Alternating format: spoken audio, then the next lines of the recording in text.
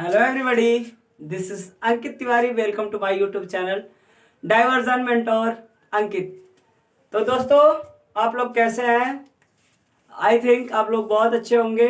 ठीक है, तो अब हम अपनी जो रिमेन टॉपिक थी यानी कि लैंड रिसोर्स और सॉयल एज ए रिसोर्स, तो आज हम सिर्फ और सिर्फ किसके बारे में पढ़ेंगे? लैंड रिसोर्स के बारे में, लैंड डिग्रीगेशन के बारे में एंड लैंड कंजर्वेशन के बारे में।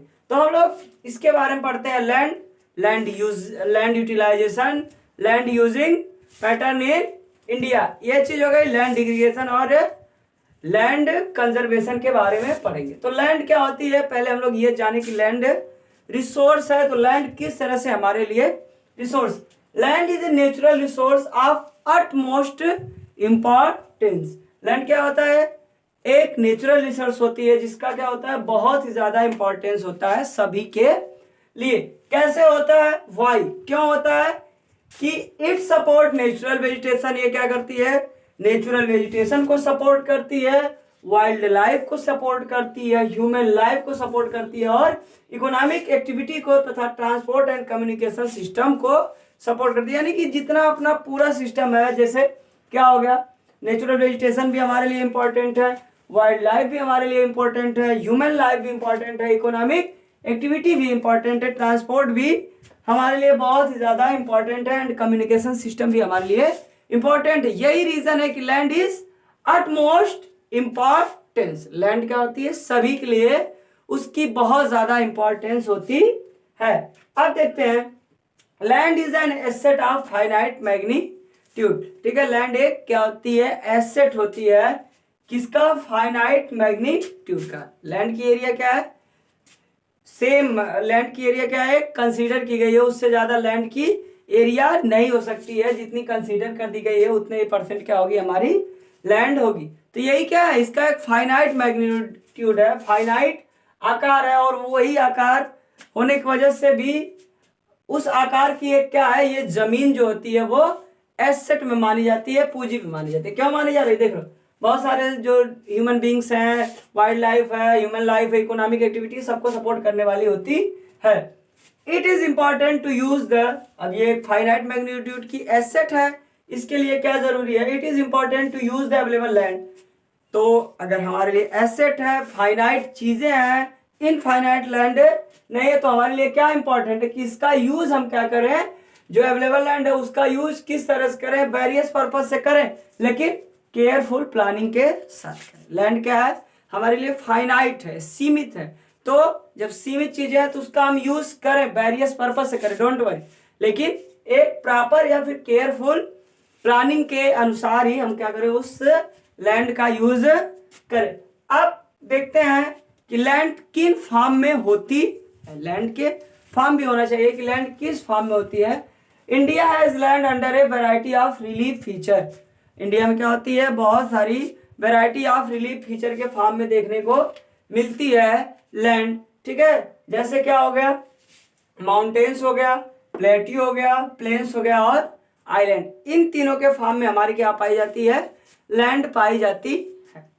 अब सबके अपने अपने क्या है, सिग्निफिकेंट है, और टोटल 100% है। उसमें से हम लोग क्या करते हैं, सब चीजों को कंसीडर कर रहे हैं कि कहाँ पे कितने परसेंट लैंड है और उसका कंट्रीब्यूशन क्या है। ठीक है, कितने परसेंट लैंड है, उसका कंट्रीब्यूशन क्या है। ठीक है, mountains, plateau, plains and island में होती है। माउंटेन्स में कितने परसेंट लैंड होती है? 30% लैंड है। ठीक है, पूरी टोटल जियोग्राफिकल एरिया के कितने परसेंट एरिया को कवर कर रही है? 30% में माउंटेन्स है। माउंटेन्स का कंट्रीब्यूशन क्या है हमारी कंट्री में? Ensure perennial flow of some river. क्या करता है? जो बहने वाली, पूरे वर्ष भर बहने वाली बहुत सारी, सम रिवर है, कुछ नदियां हैं, उनको इंश्योर करता है, उनके फ्लोइंग को इंश्योर करता है, उनमें वाटर की क्वांटिटी को मेंटेन किए रहता है, and provide facility for tourism. और क्या कर रहा है? जो टूरिज्म है, टूरिज्म सेंटर है, टूरिस्ट को अपने तरफ अट्रैक्टिव करता है, और एक टूरिज्म के लिए फैसिलिटी को प्रोवाइड करता। यह हो गई माउंटेन्स के बारे में। दूसरी क्या है? प्लेट्यू। प्लेट्यू में एरिया कितने परसेंट है? 27% है। इसमें इसका क्या कंट्रीब्यूशन है, यहाँ पे रिच रिजर्व ऑफ मिनरल्स को देखने को मिलते हैं, यानी कि बहुत ज़्यादा क्वांटिटी में और अच्छी अच्छी क्वालिटी के मिनरल्स को देखने को मिलते हैं। इस एरिया में फॉसिल फ्यूल भी देखने को मिलते हैं एंड फॉरेस्ट भी देखने को मिलते हैं। इसका कंट्रीब्यूशन किस में है, रिच मिनरल्स में है, रिजर्व ऑफ मिनरल्स में है, फॉसिल फ्यूल में है एंड फॉरेस्ट में है। तीसरी चीज हम पढ़ते हैं अपने प्लेन्स के बारे में। ठीक है, प्लेन्स क्या होता है, प्लेन्स बताया फ्लैट लाइक स्ट्रक्चर होता है। ठीक है, plain 43% facility for agriculture and industry, यानी कि 43% होता है प्लेन्स की एरिया जो क्या कर रही है, एग्रीकल्चर और इंडस्ट्री को फैसिलिटेट करती है। इन एरिया पे एग्रीकल्चर और इंडस्ट्री को सेटअप किया जाता है। अब हम देखते हैं किसके बारे में, लैंड यूटिलाइजेशन के बारे में, कि हम लैंड को किस तरह से यूटिलाइज करते हैं। लैंड यूटिलाइजेशन यानी कि हम लैंड का यूटिलाइजेशन किस तरह से करते हैं, किन किन फॉर्म में करते हैं उसको देखते हैं। ठीक है, land resource are used for the following purpose, किस पर्पस से करते हैं लैंड के रिसोर्स, लैंड रिसोर्स का यूज देखते हैं। पहला क्या, फॉरेस्ट, किस फॉर्म में हम यूज करते हैं, फॉरेस्ट के फॉर्म में लैंड का यूज करते हैं। दूसरा, land not available for cultivation, कुछ जमीनें क्या होती है, कुछ लैंड ऐसी होती है कि जो कि कल्टीवेशन के लिए अवेलेबल नहीं होती, जैसे बैरन एंड वेस्ट लैंड, मतलब आसपास की जो एरिया होती है वहां पे कल्टीवेशन का काम नहीं होता, बैरन होती है, बेकार जमीनें मान ली जाती हैं। ठीक, और कुछ जमीनें क्या होती हैं, land put to non agriculture uses, और कुछ आसपास की जो जमीनें क्या होती हैं, अच्छी जमीनें भी, उनका हम यूज करते हैं, एग्रीकल्चर के यूज में नहीं कर पाते हैं। क्यों, क्योंकि उस पर बिल्डिंग बना दी गई है, रोड्स बना दी गई है, फैक्ट्री टीसी इस्टेब्लिश कर दी गई, जिसकी वजह से हम क्या करते हैं, उस जमीन का यूज नहीं करते। ठीक है, land not for available cultivation, यानी कल्टीवेशन के लिए जो लैंड अवेलेबल है ही नहीं, जिन पे क्या होता है बता रही हूँ कि एक बैरन लैंड हो गई या वेस्ट लैंड जिसको हम लोग कह देते हैं। दूसरी वो जमीनें जो कि हम उसका यूज करते थे in future, sorry in past हम यूज करते थे, लेकिन अब वो हमारे यूज में नहीं आ रही। बिहाइंड द रीजन क्या है कि हम उस पर बिल्डिंग्स, रोड और फैक्ट्री टीसी बना दिए। दूसरी चीज क्या होती है, other uncultivated land excluding fallow land, fallow land अभी बताऊंगा, टेंशन फ्री होकर ये आप लोग घबराइए मत। ठीक है, तो अगर अनकल्टिवेटेड लैंड, इसमें जब हम फैलो लैंड को एक्सक्लूड करते हैं, इसमें फैलो लैंड को हम लोग नहीं ऐड करते, जैसे परमानेंट पास्चर और ग्रेजिंग फील्ड। परमानेंट क्या होती है, कोई जो फील्ड होगी हमारे आसपास, उसको हम क्या किए, बस कैटल को फीड कराने के लिए छोड़ दिए, उस पर क्या करेंगे, हमारे पशुए जाएंगे और ग्रेजिंग का काम करेंगे। ये बातें समझ में आई। ठीक है, दूसरी चीज क्या होती है, land under miscellaneous tree crops group, कुछ जमीनें आसपास की ऐसी होती हैं जिसपे छोटे छोटे अलग अलग पेड़ पौधे, मतलब इरेगुलर फॉर्म में जब उग जाते हैं, इधर उग जाते हैं उधर उग जाते हैं, मतलब छोटे छोटे जैसे स्मॉल ट्री वगैरह उस पर ग्रो कर जाते हैं, उसको भी हम क्या करते हैं, कल्टीवेशन में इंक्लूड नहीं करते हैं। और हाँ, इसमें not included in notes area और net sown area, notes area नहीं, नेट सोन एरियाज में नेट सोन एरिया को हम लोग इंक्लूड नहीं करते हैं, क्योंकि नेट सोन एरिया में भी यही बताया गया, जिस लैंड में हम क्या करते हैं, एग्रीकल्चर का ज्यादातर काम करते हैं, ठीक है, उसको हम लोग नेट सोन एरिया करते हैं। तो यहाँ पे एग्रीकल्चर का वर्क नहीं हो रहा है, बल्कि जो मिसलेनियस इधर उधर पेड़ वगैरह जहाँ उग गए हैं, उसकी वजह से हम लोग क्या कर रहे हैं, इसका यूज नहीं कर पा रहे हैं। और क्या बताया जाएगी, कुछ जमीनें होती हैं वो कल्चरेबल वेस्ट लैंड मान दी जाती हैं, जिनको हम क्या कर सकते, वो कल्चरेबल वेस्ट लैंड क्या होती हैं, जो कि 5 एग्रीकल्चर ईयर से, यानी कि एक साल में 1 एग्रीकल्चर ईयर होता है, 5 साल 6 साल से हम क्या किए, उसको मोर देन छोड़ दिए हैं, उस पर कोई भी कल्टीवेशन का काम नहीं करते हैं, वो क्या होती है, कल्चरेबल वेस्ट लैंड कहलाती है। यहाँ तक बातें क्लियर हो गई होंगी आई थिंक, कि land not available for cultivation में क्या, कुछ जमीनें वेस्ट हो जाती हैं, बैरन हो जाती है, बंजर हो जाती है, उस पर भी कल्टीवेशन का काम नहीं होता है। ठीक है, land put to non agriculture users, क्यों, क्योंकि वहाँ पे बिल्डिंग्स बन गए हैं, रोड बन गए हैं, कंस्ट्रक्शन के काम हो गए हैं, तो इसकी वजह से हम लोग वहाँ पे एग्रीकल्चर का। और अदर अनकल्टिवेटेड लैंड में होता है परमानेंट पास्चर, जिसपे हम क्या करते हैं, सिर्फ और सिर्फ कैटल्स को फीड कराते हैं, ग्रेजिंग का काम कराते हैं। लैंड अंडर मिसलेनियस ट्री, जहाँ पे मिसलेनियस ट्री, इधर उधर ट्री वगैरह क्रॉप्स ग्रुप हो गई हैं, उसके वजह से भी हम क्या करते हैं, उन जमीनों का यूज नहीं कर पाते हैं। और जो कुछ जमीनें होती है वो कल्चरेबल वेस्ट लैंड मान जाती हैं। वो कल्चरेबल वेस्ट लैंड कौन सी होती हैं? जिनको हम 5 साल 6 साल से 5 एग्रीकल्चर ईयर से हम उस पर कोई भी कल्टीवेशन का वर्क नहीं किया, वो कल्चरेबल वेस्ट लैंड की कैटेगरी में हम लोग रख देते हैं।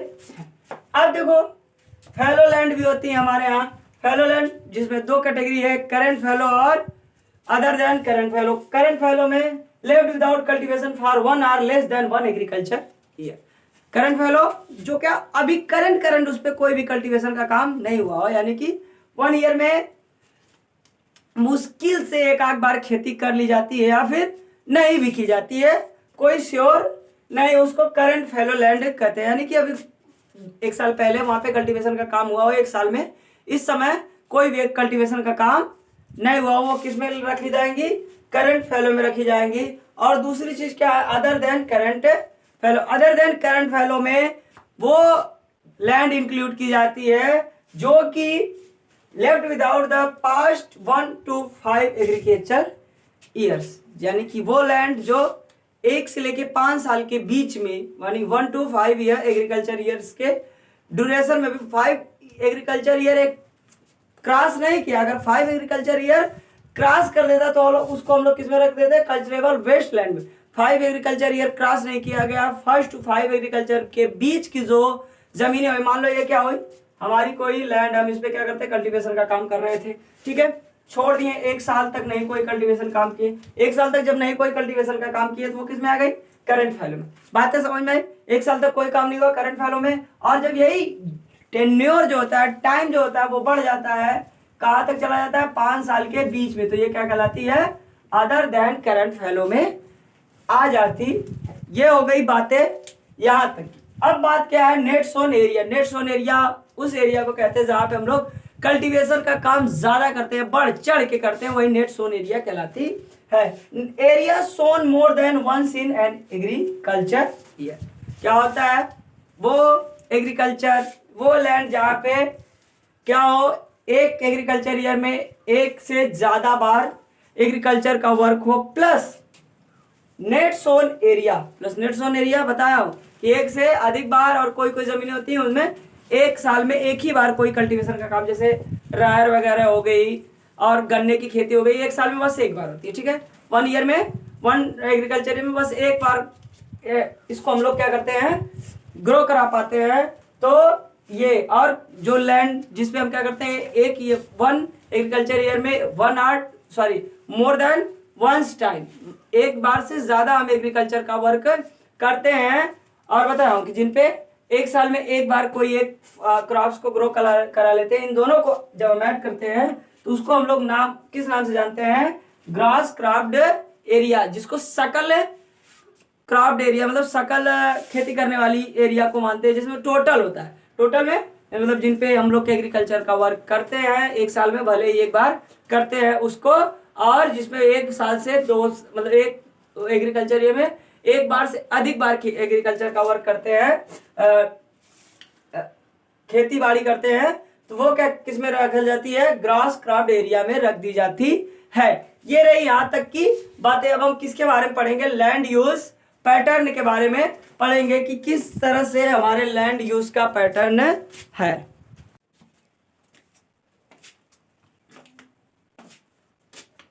Land use pattern in India, यानी कि लैंड की यूज का पैटर्न इंडिया में किस प्रकार है? The use of land is determined both physical and human factor. यानी कि लैंड की यूज को कैसे हम डिटरमाइन कर सकते हैं? किसके ऊपर डिपेंड करती है? दोनों फैक्टर के ऊपर।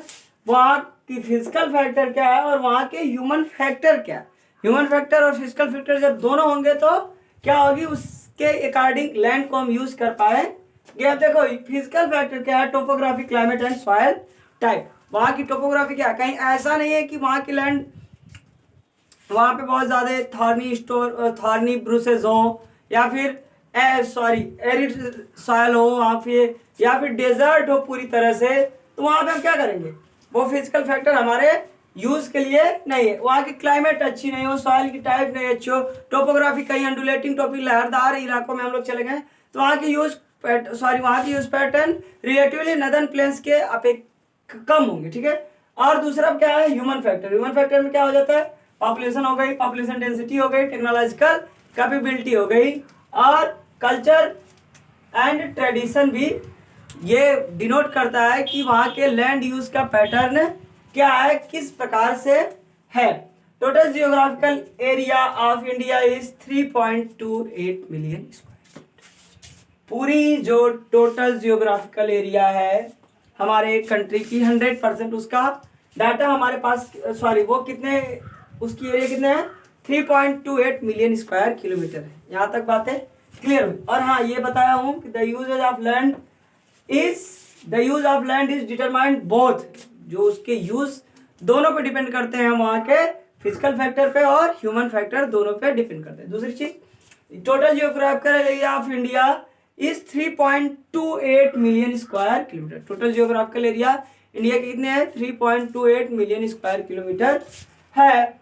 Land use data however is available only for 93% of the total geographical area.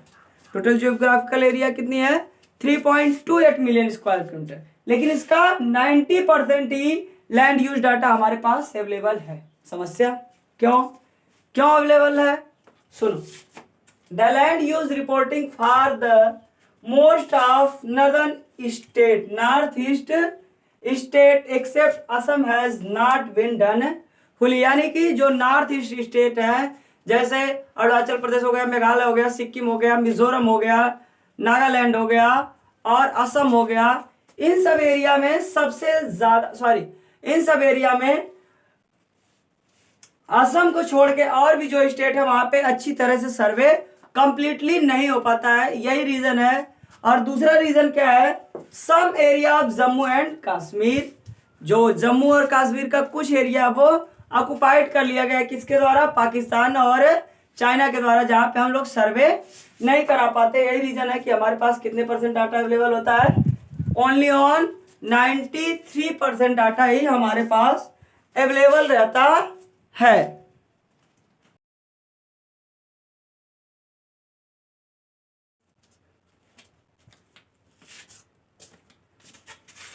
ठीक है, इस चार्ट को आप लोग ध्यान से देखिए। इस चार्ट में एक डाटा दिया है 1960 और 61 का, और दूसरा डाटा दिया है 2014 और 15 का, जिसमें यह बताया गया है कि जो the land under permanent pasture also decrease. देखिए आपके डाटा में दिया है, जो चार्ट बना उसमें सिंबल दिया है, सिंबल में आपको देखने को मिलेगा जो लैंड है अंडर पास्चर लैंड, जो परमानेंट पास्चर, वो क्या हो रही है, डिक्रीज हो रही है। तो परमानेंट पास्चर डिक्रीज हो रही है, तो हमारे लिए क्या है, समस्या एक क्रिएट हो रही है। हमारे लिए ये समस्या क्रिएट हो रही है मेरे लाडो, कि जो हमारी कैटल्स है, उन इंडिया में कैटल्स की क्वांटिटी बहुत ज़्यादा नंबर्स में है कैटल, तो हम उनको फीड कैसे करें, how do we feed our cattles, तो समस्या ये हमारे लिए क्रिएट हो गई। चलो यहाँ तक की बातें समझ में आ गई कि क्या करेंगे हम लोग, under permanent pasture also decreases. दूसरी चीज क्या हो रही है, सारी चीजें घट रही हैं, कोई जो डाटा देखिए कोई वेरी नहीं कर रहा है, मतलब सभी लोग क्या हो रहे हैं, हर एक ईयर्स में वेरी कर रहे हैं, दूसरे से डिफर हो रहे हैं। ठीक है, other than current fallow land are either of poor quality, क्या हो जा रही हैं, अदर देन करंट फैलो, जिनको मैं बताया हूँ कि अदर देन करंट फैलो को एक तो बताया हूँ कि जो करंट फैलो होती हैं उनको, और उनके अलावा जो करंट फैलो 1 एग्रीकल्चर ईयर से नीचे वाली, ठीक है। और अदर देन करंट फैलो मतलब वो जो 1 to 5 ईयर के बीच वाली है, उनकी क्वालिटी क्या हो जा रही है, या तो पुअर क्वालिटी की है, या तो फिर उसके कल्टीवेशन का कास्ट ज़्यादा हो जा रहा है, जिसके वजह से समस्या ये क्रिएट हो रही है कि जो वो लैंड है उस पर सिर्फ और सिर्फ वंस और twice time in 2 or 3 years में क्या किया जाता है, these land are cultivated once और twice in about 2 or 3 year, 2 या 3 साल में हम लोग बस उनको 2 ही बार या 1 या 2 बार ही कल्टीवेशन का काम करते हैं। If these are included in net sown area, अगर इसको अदर देन करंट फैलो और करंट फैलो को हम लोग क्या कर दें, किसमें इंक्लूड कर दें, नेट सोन एरिया में, तो इसका टोटल परसेंट क्या हो जाएगा, 54% हो जाएगा। ठीक है, देखो अदर देन करंट फैलो को मैं कैसे बताऊं, 1960 और 61 वाला जो डाटा है उसमें आप देखेंगे कि जो नेट सोन एरिया उसका परसेंटेज है, आपको मैं बता रहा हूँ 46.26 है, और जो करंट फैलो है उसका एरिया क्या है, 3.73 है। अब जब इसमें हम क्या करेंगे, अदर देन करंट फैलो को भी हम ऐड कर देंगे, तो ये पूरा टोटल एरिया 54% के नियर अबाउट हो जाएगा, यानी कि जितनी भी आपकी रिपोर्टिंग एरिया दी गई है उससे 54% की नियर अबाउट हो जाए। The pattern of net sown area varies greatly from one state to another state. Net sown area भी क्या करती है, ग्रेटली वेरीज करती है one state to another state. कैसे, it is over 80% of total area in Punjab and Haryana. Punjab और हरियाणा में देखें तो ये जो नेट सोन एरिया है, टोटल एरिया की, टोटल रिपोर्टिंग एरिया की कितने परसेंट है, 80%। वहीं जो नदर्न स्टेट है, नॉर्थ साउथ वाले, नॉर्थ ईस्ट स्टेट है, जैसे अरुणाचल प्रदेश, मिजोरम, मणिपुर और अंडमान एंड निकोबार, यहाँ पे देखा जाए तो ये एरिया लेस देन 10% से भी कम है। कौन सी, अपनी नेट सोन एरिया कंसीडर किया गया कि 33% होना चाहिए। रीजन नंबर 1, इकोलॉजिकल बैलेंस क्या होगा, जितने भी हमारे पास लिविंग बींग हैं, सबकी लिविंग बींग और जितने भी हमारे इन्वायरमेंट में पाए जाने वाली चीजें हैं, सबकी क्या है, अपनी अपनी इंपॉर्टेंस है। यानी कि एक माइक्रो ऑर्गेनिज्म से लेके व्हेल जैसी जो लिविंग बींग है, उन सब का रहना क्या है, हमारे इन्वायरमेंट में कंपल्सरी। तो इकोलॉजिकल बैलेंस इसी तरह से बन पाएगी, क्योंकि बताया हो कि जितने ज्यादा पेड़ होंगे उतने ज्यादा क्या होंगी, प्रिसिपिटेशन का काम होगा, उतनी ज्यादा बारिश होने की संभावनाएं बनी रहेगी। तो ये समझ में आया कि इकोलॉजिकल बैलेंस हमारा मेंटेन रहेगा। दूसरी चीज क्या होगी, the livelihood of million people who live on the fringe of this forest depend upon it.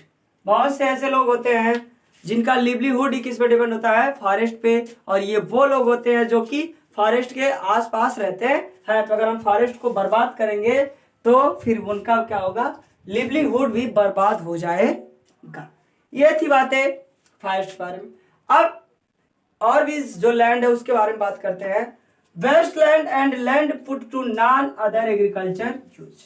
ठीक है, किसके बारे में, वेस्ट लैंड के बारे में बात करेंगे, और उन लैंड के बारे में बात करेंगे जो लैंड है put to other non agriculture use, जिसको हम क्या करते हैं, अदर एग्रीकल्चर यूज में लेते हैं, एग्रीकल्चर की यूज में नहीं लेते हैं। जैसे वेस्ट लैंड में क्या हो गई, included rocky, arid and desert area, चट्टानों वाली एरिया, रॉकी एरिया उसको कहते हैं, एरिड एरिया जहाँ पे डिजर्ट वगैरह बहुत ज्यादा पाए जाते हैं। ठीक है, एंड डिजर्ट, सॉरी एरिड मतलब शुष्क, जहाँ पे जैसे कोल्ड डेजर्ट हो गया, लद्दाख वगैरह वाली एरिया हो गई, वो सब क्या कहलाती है, एरिड एरिया में।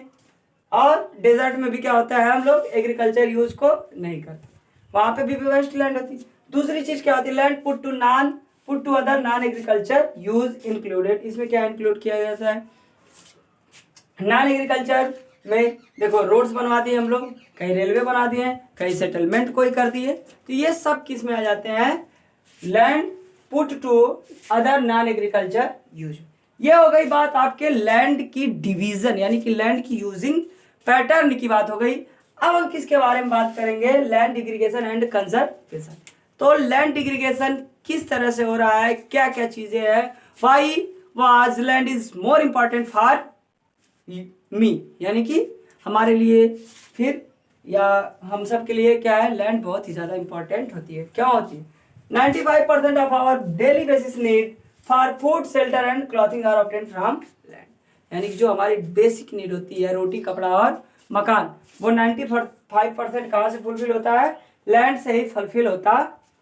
अब देखो हम उसी से ले रहे हैं, उसी से जी रहे हैं, उसी पे जी रहे हैं, लेकिन हम क्या करेंगे, मानव जाति बहुत ही ज्यादा लालची होता है, वो जरूर बर्बाद करेगा। ह्यूमन क्या होता है, बहुत ही बड़ा ग्रीडी पर्सन होता है। तो देखो human activity is not only brought about land degradation of land, यानी कि ह्यूमन जो है वो क्या है, ह्यूमन की एक्टिविटी केवल और केवल लैंड को ही डिग्रेड करने के लिए नहीं शामिल, मतलब लैंड को ही डिग्रेड नहीं कर रही है, बल्कि क्या कर रही है, जो लैंड को डैमेज करने वाले काजेज है, यानी कि नेचुरल फोर्सेस है, उनको भी एग्रीवेटेड कर रही है, उकसा रही है, दावत दे रही है, बुला रही है मेरे दोस्त, मैं तो क्या कर रहा हूँ, लैंड को बर्बाद ही कर रहा हूँ, लैंड को डिग्रेड ही कर रहा हूँ, तुम भी क्या करो, आके लैंड को डिग्रेड करने का काम कर। जैसे बहुत सारे नेचुरल फोर्सेस हो जाती है, जैसे भूकंप आ गया, बाढ़ आ गई, ग्लोबल वार्मिंग हो जाती है, तो इस तरह से क्या हो रही है, पूरी तरह से हमारी लैंड डिग्रेड हो रही है। ठीक है, अब ह्यूमन एक्टिविटीज कौन कौन सी हैं, वो किस तरह से लैंड को डिग्रेड कराने का काम कर रही हैं, हम लोग देखते हैं। ठीक है,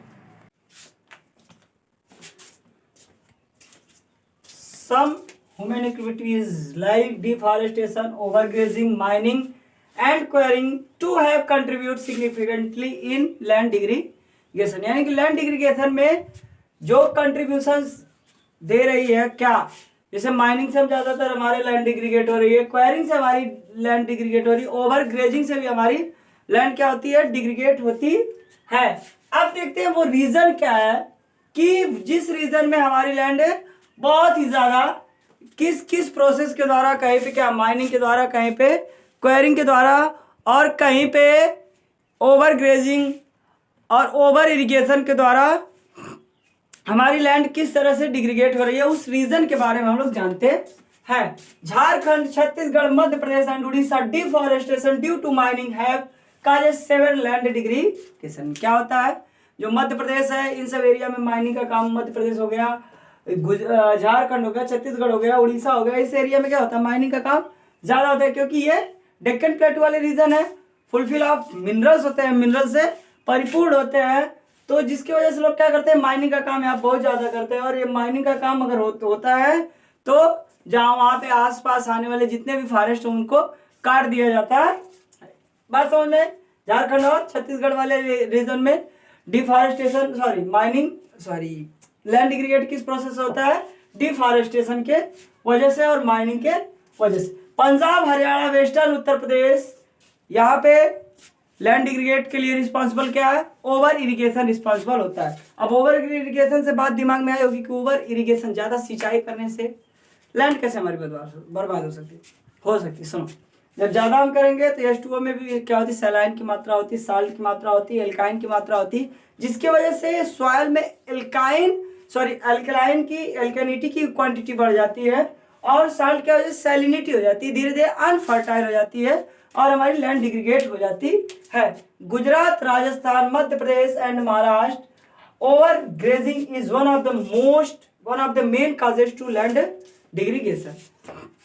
गुजरात हो गया, राजस्थान हो गया, मध्य प्रदेश दोनों में आ जाएगा, मध्य प्रदेश माइनिंग और डिफॉरेस्टेशन दोनों की वजह में आ जाएगा, और गुजरात, राजस्थान, महाराष्ट्र, मध्य प्रदेश, यहाँ पे लैंड कैसे डिग्रेडेट होती है, ओवर ग्रेजिंग से डिग्रेडेट होती है। Land the mineral process like grinding of limestone for cement industry. अब देखो दूसरी चीज और बता रहा हूं किस तरह से लैंड डिग्रेडेट हो रही है। जब हम क्या करते हैं, मिनरल को प्रोसेस करते हैं ग्राइंडिंग में, यानी कि मिनरल को ग्रिंड बनाते हैं, चूड़ बनाते हैं, क्यों बनाते हैं, फॉर सीमेंट इंडस्ट्री, सीमेंट के लिए, और and calcite and soapstone, calcite और सोपस्टोन को भी हम क्या करते हैं, ग्रिंड करते हैं फॉर सिरेमिक इंडस्ट्री। सिरेमिक मतलब जो चीनी मिट्टी के इंडस्ट्री और चीनी मिट्टी के बर्तन बनते हैं, पॉट्स बनते हैं, इन सबको बनाने के लिए हम लोग क्या करते हैं, कैल्साइट और सोपस्टोन को ग्रिंड करते हैं, जो क्या करता है, ह्यूज क्वांटिटी में सैंड को रिलीज करता है, जिसकी वजह से डस्ट को रिलीज करता है, और वो डस्ट हमारे एटमॉस्फेयर पे पूरी तरह से एक लेयर बना लेती है, और लेयर बनाने की वजह से जो हमारी सॉइल होती है, सॉइल में वाटर के पास क्या होता है, अपने आप इनफिल्ट्रेशन का प्रोसेस होता है, वाटर अपने आप को क्या कर लेता है, फिल्टर कर लेता है। तो जब ये सॉइल में मिल जाते हैं और एक लेयर बना लेते हैं, तो फिर वाटर अपने से फिल्टर नहीं हो पाता, और वहाँ की जो सॉइल होती है वो धीरे धीरे बर्बाद होती चली जाती है।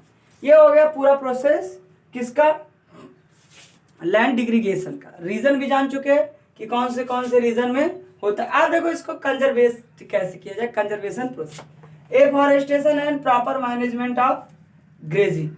क्या किया जाए, ज्यादा जंगल लगाया जाए, ज्यादा वन लगाया जाए, ठीक है। और प्रॉपर मैनेजमेंट, ग्रेजिंग के लिए प्रॉपर मैनेजमेंट किया जाए, जैसे कैटल को हम क्या करते हैं अपने फील्ड में भी ग्रेज करा सकते हैं, या फिर वहाँ पे कुछ छोटी छोटी जो चरी वगैरह बोई जाती है उससे हम लोग अपने कैटल को फीड करा सकते हैं।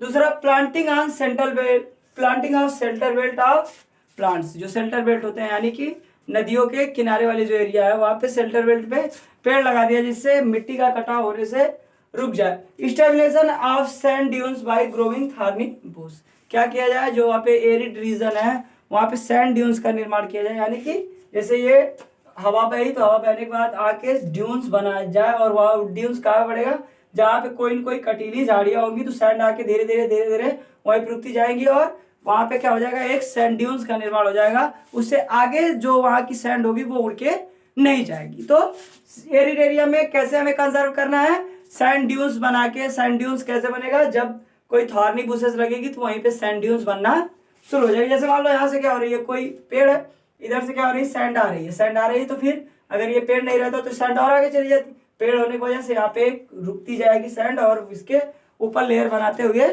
पूरा आगे तक जमा ही हो जाएगी। Proper management of wasteland, wasteland का क्या किया जाए, प्रॉपर मैनेजमेंट किया जाए। Control of mining activity, mining activity को कंट्रोल किया जाए। ये सब प्रोसेस क्या हो रहा है, धीरे धीरे रूरल एरिया में भी हो रहा है और सब अर्बन एरिया में भी हो रहा है, ठीक है।